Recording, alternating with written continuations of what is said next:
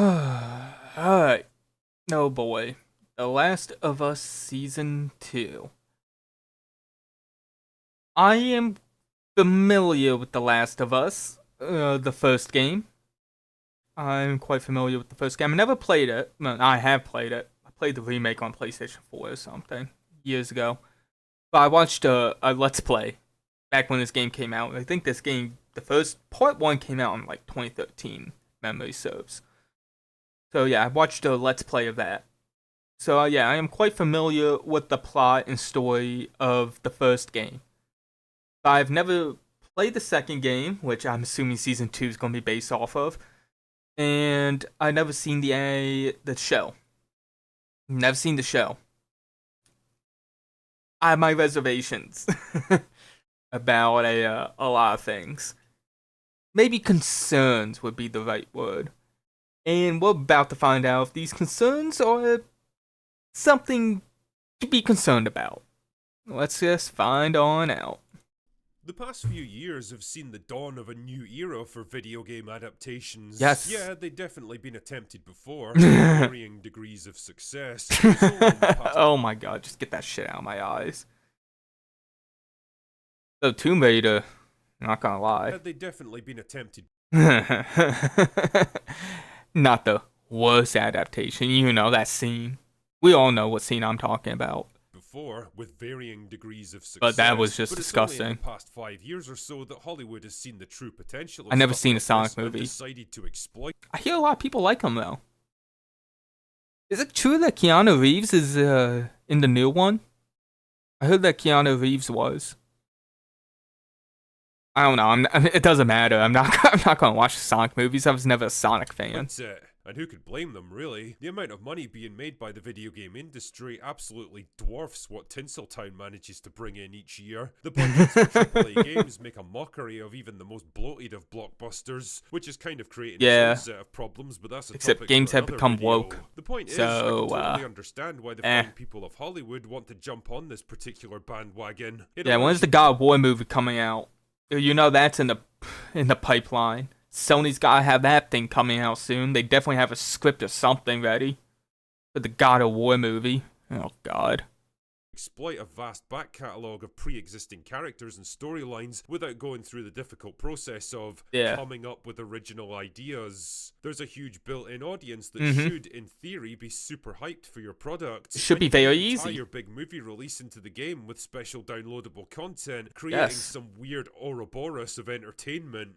Anyway, so far should the be very results easy. have ranged from good to bad to ugly to downright baffling. But one of the hell was that? What movie was that?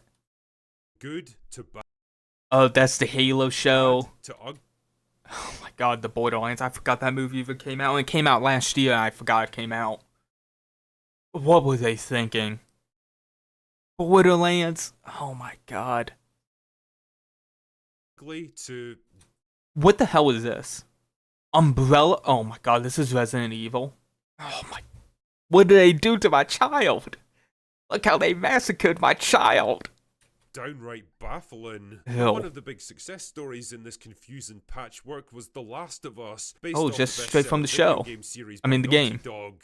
I mean, as far as source material goes, The Last of Us was kind of a no-brainer, really. Yeah. The game was as close to being a movie as the John Wick films were to being video games, and so it led itself pretty naturally to a TV adaptation. Yeah, it might not have been perfect. It definitely dragged badly in places. The two main characters weren't as well developed or likable as in the game. The casting was questionable at Pedro Pascal. Why did they... I like him as an actor, but I gotta ask, why did they choose him? Of all the actors, why did they choose him? Is it because they watched The Mandalorian and they're like, oh man, I gotta have him? Did they watch Game of Thrones too, and Narcos? And then that other, speaking of Game of Thrones, the girl that plays Ellie, doesn't really, she has too much of a baby face. I mean, and that's it. I mean, it just doesn't look like doesn't look like the character. She looks like the little sister, but not like the actual character. And that's my biggest critique. It's just that the face is off. The face is off. at best, and for a post-apocalyptic zombie survival.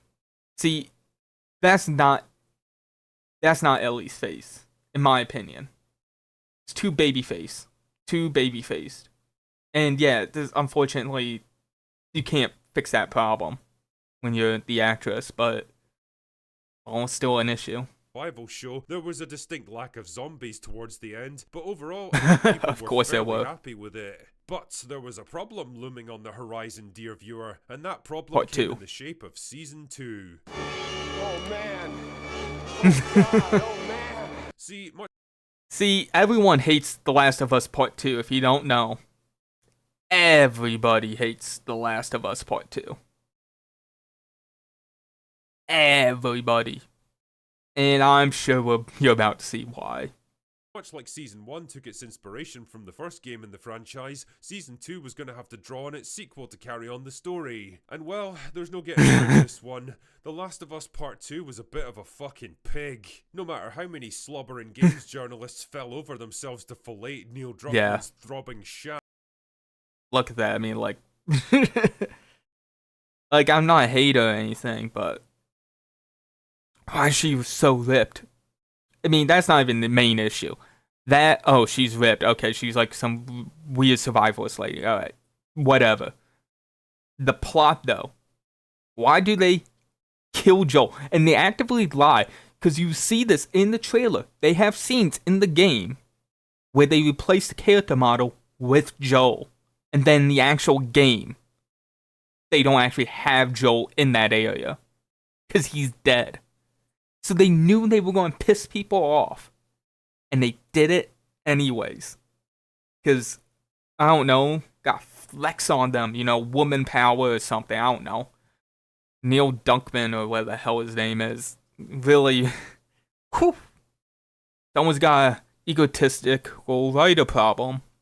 And no matter how many meaningless industry awards it got showered with, the fact remains that The Last of Us Part 2 was, at best, one of the most divisive and damaging games in the history of the medium. Whether it was the brutal and mean-spirited execution of beloved characters... Finish him!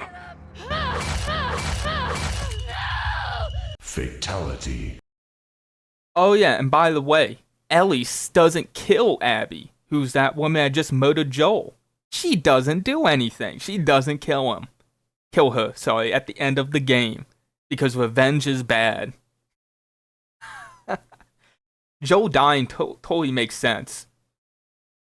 Ellie not killing Abby does not make sense. Yeah, I guess the theme, but it's not a very good, well-developed theme. The retconning of past events to demonize people who made completely understandable choices at the time. The insufferable girl bosses who could do anything, beat up guys twice their size and don't take no shit from no man. What you got there? Bigot sandwiches. He's gay, by the way. Or whatever the hell this ridiculous Didn't know slab that. of beef was supposed to be. It all added up to a game that left a sour taste in people's mouths, that felt like it was made by a completely different creative team with completely different objectives in mind, and that trampled all over the legacy of its predecessor to achieve it. It was basically the gaming equivalent of The Last Jedi, and it had a similar effect on the fan base. The upshot of all of this is that I keep getting recommended this subreddit on Reddit, obviously. The Last of Us 2 Reddit. Everyone just hates on the game. It's literally a circle jerk Reddit for hating on the game, and it's the funniest shit in the world.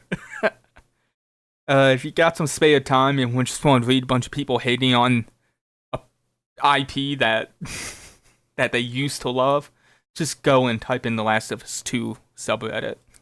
You're in for a good time. HBO now find themselves in a bit of a no-win situation with Season 2, where any course of action is going to end up alienating a good chunk of their audience. If they deviate from the plot of the game and change key events in response to audience backlash, it's going to massively piss off fans of Part 2. And yes, apparently such people do exist. Then again, there's also people who find fat girls attractive. To me, but each to their own, I guess. On the other hand, if they stick closely to the plot of the game, which is what they did with Season 1, then it's going to piss off basically everyone else. So just change the plot, it's that easy. Oh, you're going to piss off the fans of the second game? Come on.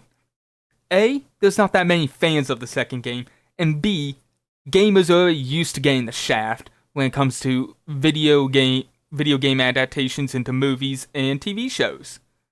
So like expectations are very low, so just make everyone happy. The important people that will actually make season 2 profitable, make them happy. You know, the people that actually like the first game but hate the second game. That easy. It's not that hard of a dilemma. It is, unless you, of course, got political agendas, but I'm sure none of these artists that are writing this story have political agendas attached to them. No. It's not like they say art is political or anything. No, they would never say that. And here's the thing, if I had to make a prediction here, I'd say they're probably going to take the second option. Yeah, it flies in the face of logic, common sense, and basic human decency, but when Neil Druckmann is your showrunner, you don't need to worry about stuff like that. See, Last of Us... Oh, he is the showrunner. Well, well now, hoes get railed through gets raked over the coals again. Man, I can't even speak. I'm just baffled. Part 2 was very much Neil Druckmann's baby, his magnum opus, and changing key parts of it for the TV adaptation would be an admission of defeat, and his ego just won't allow for that. In fact, to cement this idea, he even brought in Hallie Gross, the co-writer for the game, to work on this season, which should really tell you everything you need to know about where this show's heading creatively. Maybe I should just watch season 2, and not watch season 1 at all, and just judge the story for season 2 entirely based off of season 2 and just make like a weekly update on a review of each episode just to see how much of a train wreck it is. Oh, then I feel pressure to play the game. Oh god. It's gonna do what the game did. I'm probably not gonna do that. Double down on it. While I'm here, there's a few other concerns that I might as well mention now because I think they're gonna factor into the show's overall reception. First of which is the casting. Yeah, we all meme on Pedro Pascal for showing up in basically everything these days. And while I'm sure he'll turn in the same reliably acceptable performance that he brings to every one of the 500 or so projects he shows up in every year, you're never gonna get me to concede that he was the right guy to play Joel. Just like he wasn't the right guy to play General Acacius in Gladiator 2. Yeah, Wait, he was in Gladiator 2?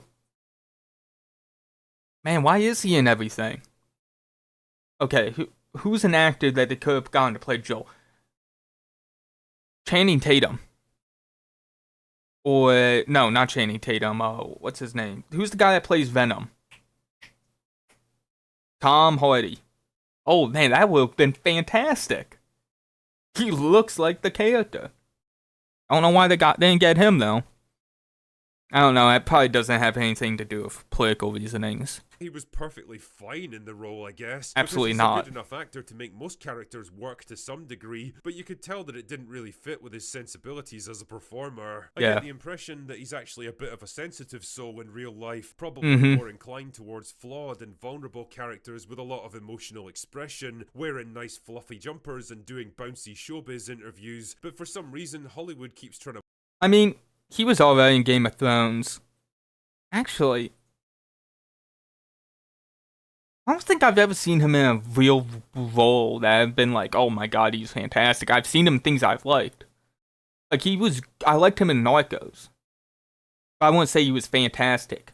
I liked him in Game of Thrones. Well, he was good in Game of Thrones, but he wasn't fantastic. He was good in Mandalorian, but he wasn't fantastic. I do like his voice. Maybe he should do more voice work.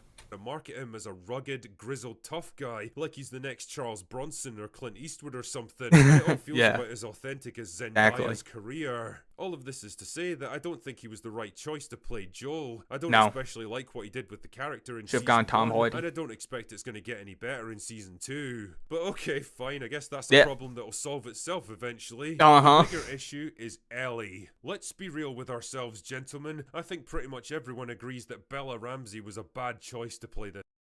Too babyface. That's the issue. Now she's supposed to be even more rugged and hardcore survivalist. Too babyface. I'm willing to bet that the girl that they're going to get to play Abby is going to be a better casting choice for Ellie than the actual actress that plays Ellie. I'm calling it now. That the girl that plays Abby is going to be a better casting choice for actually Ellie. Calling it. this character. Like, I don't want to shit on someone's appearance, but the Yeah. job of any actor is to physically and emotionally embody the character that they're playing. And to be Uh-huh. honest here, out of all the teenage actresses who would have jumped at the chance to play Ellie, are you seriously telling Millie Bobby Brown would have done a better job. You know, the Stranger Things star. Also, Drake's girlfriend or whatever. Also, isn't she like married to Bon Jovi's son? But yeah, I think Millie Bobby Brown would have done a much better job as Ellie. me You know, someone this like was that. the best they could come up with? Season 2 is also supposed to take place 5 years after the events of the first season, with a much more grown-up Ellie taking on the lead role in the narrative. Yeah. The problem is that Bella Ramsey somehow still has the face and build of a 12-year-old girl, even though Exactly. she's like 21 now, so I've got no Jeez. idea how they expect to make that one work. Especially the action scenes where she has to come across as a dangerous fighter who'd rip your throat out if you messed with her. Jesus, at least teach her how to throw a punch. Appearances aside though, this season's also going to need her to do a lot of heavy lifting from an acting point of view, and honestly, Yeah, I don't really think Yeah, because she's gonna be the main star now. She literally is the main character. Joel, Pedro Pascal, is no longer going to be there. So unless they're going to change things to have him be longer, to fit into the story for a longer period of time, it's just going to become a train wreck after Pedro Pascal dies. Unless they try some weird magically, and he comes up as like a Force ghost or something, like a Star Wars, and he comes like from the dead to talk to her, to like give her advice and stuff. I don't see it working. Either they make Joel last longer in season 2, or they have him be like a Force ghost and just come and talk to her from beyond the grave. If they don't do any of that, I don't see season 2 being a massive success.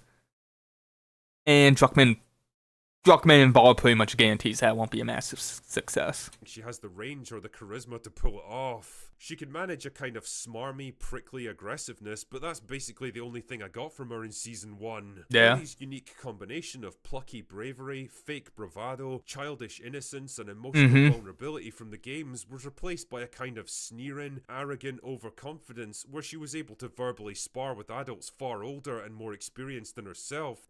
No, I seem to remember Ellie being like that in the original game, the first game. She always was this tough ass that thought she could do things and then she couldn't, and then she had to realize that she needed help. But that Joel was the same way, and Joel needed help too. You know, they needed each other to bond and develop as characters. That made it pretty hard to like or even care about her after a while. And honestly, I don't know how they expect to get over that. The casting of Abby was always going to be a point of contention too. Yeah. And to be fair, they've at least found an actress who looks like an actual human female this time around instead of whatever the fuck this was supposed Yeah, look at those fucking arms. Holy shit, lay off the fucking gym. Oh my god. to be. Seriously though. What was I saying? She's a better cast for Ellie. Oh my god, she is. What did I say? She would have been a better cast for Ellie than the one that they already got. So, Caitlin Dever is a pretty good actress, and if you haven't watched her in Dope Sick, then I can definitely recommend that show. If you Okay, don't I'll put already that on hate my the list. Pharmaceutical industry with every fiber of your being, then you Ooh. definitely will after that. I'm going to change my name to Luigi, guys. Anyway, the downside though is that the role of Abby is kind of a poisoned chalice, and I think she's going to come in for a lot of criticism no matter how well she plays it. I Yeah. don't like it, but that's the hostile environment that the game created.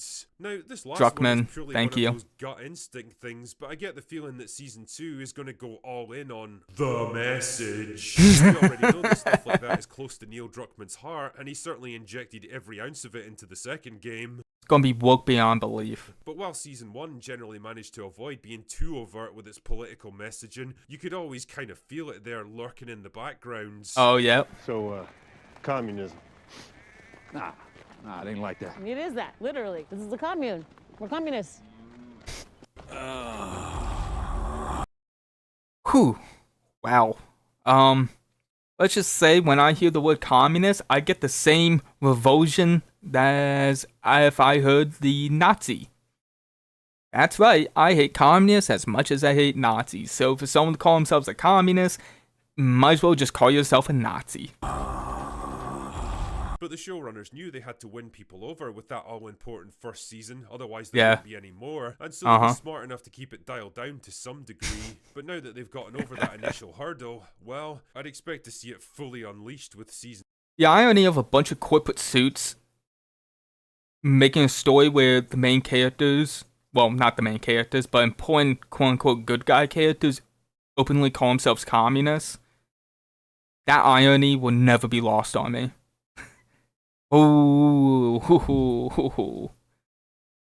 you're just basically walking into the lion's jaw with that one. Season 2. Remember Westworld, anyone? Remember how that show fell off a cliff after an incredible first season and basically devolved into a tedious female empowerment wank fest? Well, there's your Yeah, I patient couldn't get zero first right to there. Ultimately, we're not first going to know season. for sure until season 2 releases, and it might still turn out to be an amazing product that somehow pleases both sides of the heavily divided fan base. But if I were you, I would go into this one with a healthy dose of skepticism.